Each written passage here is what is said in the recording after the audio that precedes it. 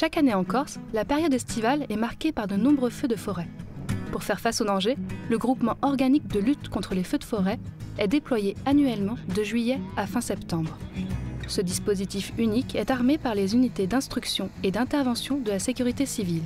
Spécialisées dans les risques naturels, ces unités militaires sont mises à disposition du ministère de l'Intérieur par le ministère de la Défense. Chef, on fait un petit point de situation. Donc en ce qui concerne le sous-groupement Nord... Concrètement, c'est un peu plus de 400 sapeurs-sauveteurs qui participent directement en renfort des sapeurs-pompiers territoriaux. Tricogne depuis 13 heures. L'intervention, elle commence pour un feu de 1 mètre carré jusqu'à plusieurs hectares ou plusieurs milliers d'hectares. Donc pour nous, c'est quand même une activité relativement soutenue sur l'ensemble des 3 mois de campagne nationale de lutte contre les feux de forêt. Notre rôle, c'est protéger la population, c'est protéger les biens et c'est protéger aussi notre environnement de manière à ce que ces catastrophes soient limitées au plus juste et ne prennent pas d'ampleur. La formation des futurs sapeurs-sauveteurs fait partie intégrante des missions des unités d'instruction et d'intervention de la sécurité civile.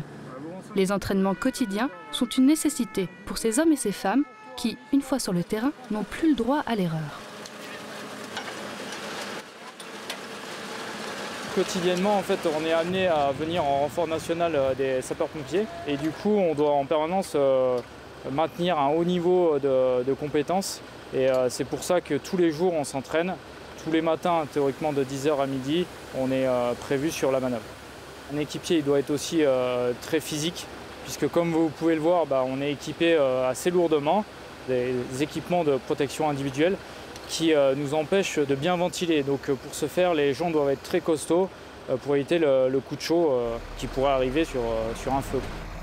Quittons le sous-groupement centre de Corté pour rejoindre le sous-groupement Nord et ses sapeurs-sauveteurs basés à Calanzana.